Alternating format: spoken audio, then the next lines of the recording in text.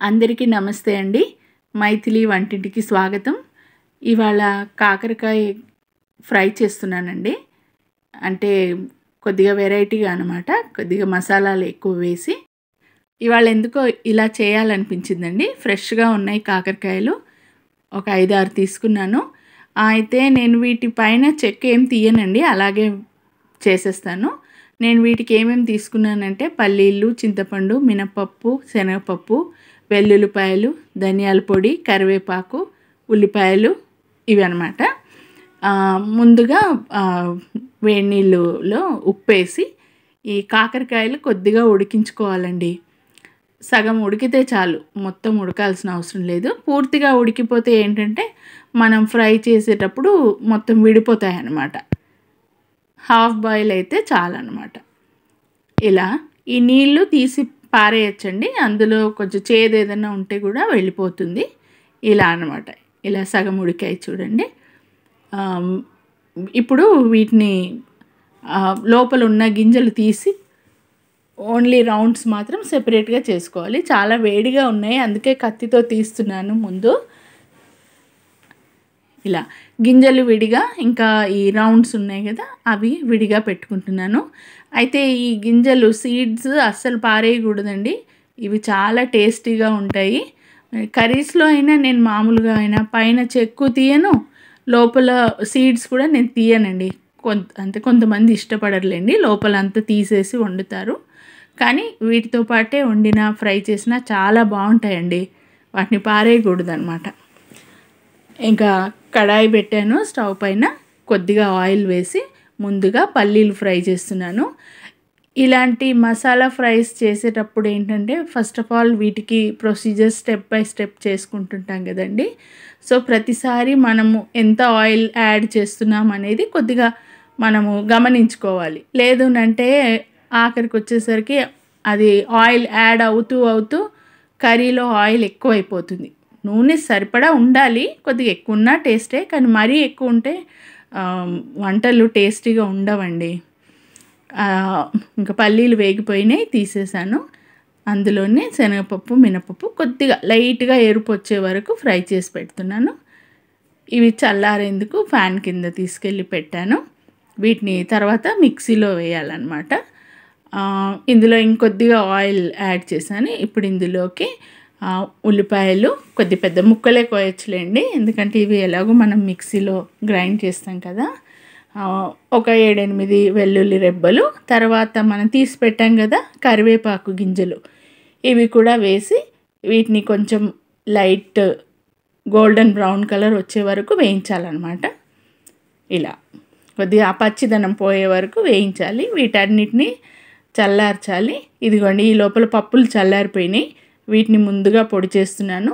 ఇందులో పల్లీలు, శనగపప్పు, మినపప్పు, కొబ్బరి ముక్కలు, కొద్దిగా జీలకర్ర, ధనియాల పొడి, చింతపండు ఇవన్నీ వేసాను అన్నమాట. ఈ లోపల వీటిని కూడా తీసి ఆరపెడుతున్నాను. అవేమో పొడిగా గ్రైండ్ చేయాలి. అదే జార్లో ఇవి కూడా వేసి గ్రైండ్ చేయొచ్చు. ఇప్పుడు ఈ గ్రైండింగ్ అయ్యే లోపల ఈ కాకరకాయ పీసెస్ని ఫ్రై చేస్తున్నానండి. ఇంకొద్దిగా ఆయిల్ యాడ్ చేశాను చూడండి, చూసారా 3 సార్లు నేను ఆయిల్ యాడ్ చేశాను అనమాట. ఇదంతా లాస్ట్కి ఏంటంటే మనకు కర్రీలో ఆయిల్ సరిపోతుంది, ఇంకా ఎక్స్ట్రా వేయక్కర్లేదు. ఇలా ఈ రౌండ్స్ తీసుకున్న పీసెస్ని చక్కగా ఫ్రై చేయాలన్నమాట. కొద్దిగా మంచి క్రస్ట్ వచ్చేలాగా బ్రౌన్గా క్రిస్పీగా అయ్యే వరకు ఫ్రై చేయాలి. బాగుంటుంది, అప్పుడు టేస్టీగా ఉంటుంది. ఆల్రెడీ ఇవి ఆల్మోస్ట్ ఉడికిపోయినట్లే, కొద్దిగా ఫ్రై అవుతే బాగుంటుంది. ఈ లోపల మిక్సీలో ఈ పొడులు పేస్ట్ చేద్దామని వచ్చాను. ముందుగా ఈ పల్లీలు, శనగపప్పు, కొబ్బరి పొడి ఉంది కదా అది చేస్తున్నాను అనమాట.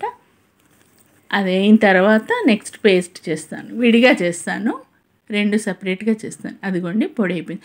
మరీ ఫైన్ పౌడర్ అవ్వాల్సిన అవసరం లేదండి, కొద్దిగా అలా కొద్దిగా కోర్సుగా ఉన్నా పర్వాలేదు, బాగుంటుంది.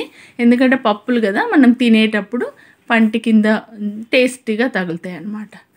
తర్వాత ఈ ఉల్లిపాయలు, వెల్లుల్లి, కాకరకాయ గింజలు ఇవి ఇవి గ్రైండ్ చేస్తున్నాను.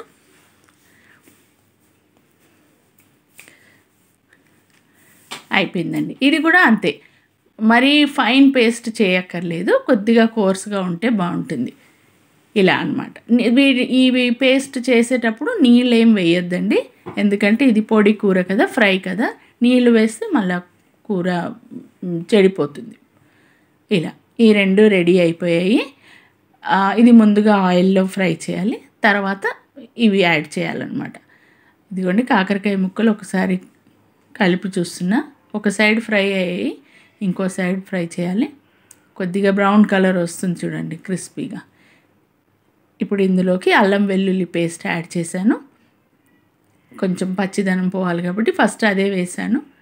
ముక్కలకి అన్నిటికి పట్టించి మళ్ళీ ఒక 5 నిమిషాలు ఫ్రై చేస్తానండి. అదిగోండి చక్కగా క్రిస్పీగా వచ్చేస్తున్నాయి. ఈ పీసెస్ రెడీ అయిపోయాయండి. వీటిని తీసి పక్కన పెడుతున్నాను. ఇవి ఊరికే కూడా తినచ్చండి, అంత బాగుంటాయి. ఎందుకంటే ఉప్పులో ఉడికినాయి కదా అవి. అందుకు బాండీలో ఆయిల్ వేసి కొద్దిగా కరివేపాకు వేసాను. తర్వాత ఈ పేస్ట్, ఉల్లిపాయ, వెల్లుల్లి, ఇంకా కాకరకాయ గింజల పేస్ట్ ఫస్ట్ పచ్చిదనం పోయే వరకు ఫ్రై చేయాలన్నమాట. తర్వాత ఇందులోనే ఉప్పు, కారం ఈ రెండే వేస్తున్నానండి, ఎందుకంటే మిగతావన్నీ మనకి ఇందులో వచ్చేసాయి. అల్లం వెల్లుల్లి వేసేసాము, ధనియాల పొడి వచ్చింది, కొబ్బరి పొడి వచ్చింది, ఓన్లీ పసుపు, కారం వేసాను. తర్వాత ఈ పొడి మనం చేసి పెట్టుకున్నాం కదా, పప్పులది, కొబ్బరిది, ఆ పొడి. ఇది బాగా ఫ్రై చేసి ఆయిల్ వదిలే వరకు ఫ్రై చేయాలండి, ఇలా ముద్దగా కొంచెం పొడిగా. ఇప్పుడు దీన్ని ఈ రౌండ్స్ ఉన్నాయి కదండి, కాకరకాయ రౌండ్స్ మనం ఫ్రై చేసినవి, వాటిలోకి పెట్టాలన్నమాట, ఫిల్ చేయాలి. ఇలా మొత్తం అన్ని పీసెస్లోకి ఫిల్ చేసి పెట్టాను. ఇదిగోండి ఇలా అన్నమాట. ఎందుకంటే మనము అలా డైరెక్ట్గా ఫ్రై చేస్తే ఆ ముక్కల్లోకి మసాలా వెళ్ళదు. ఇప్పుడు మిగిలిన మసాలా కడాయిలోనే ఉండిపోయింది, ఏం పర్వాలేదు. ఆ మసాలా కూడా చాలా టేస్టీగా ఉంటుందండి. అన్నంలో కలుపుకున్న, రోటీతో తిన్న చాలా బాగుంటుంది, పీసెస్ లేకుండా ఒట్టి మసాలా కూడా. ఎందుకంటే అందులో ఆల్రెడీ కాకరకాయ గింజలు ఉన్నాయి కదండి, మసాలాలు కూడా ఉన్నాయి, అందుకని ఆ పొడి కూడా చాలా టేస్టీగా ఉంటుంది. ఇదిగోండి రెడీ అయిపోయింది కాకరకాయ మసాలా కర్రీ, వేడి అన్నంతో. అసలు ఈరోజు చాలా బాగా కుదిరిందండి. వీడియో తీసినందుకు ఏమో, ఈ రెసిపీ మీతో షేర్ చేస్తున్నందుకు నాకు చాలా సంతోషంగా ఉందండి. మీకు కనుక ఈ రెసిపీ నచ్చినట్లయితే నా ఛానల్ని లైక్ చేయండి, షేర్ చేయండి, సబ్స్క్రైబ్ చేయండి. ఇదిగోండి కాకరకాయ మసాలా పొడి ఫ్రై. బాయ్ అండి.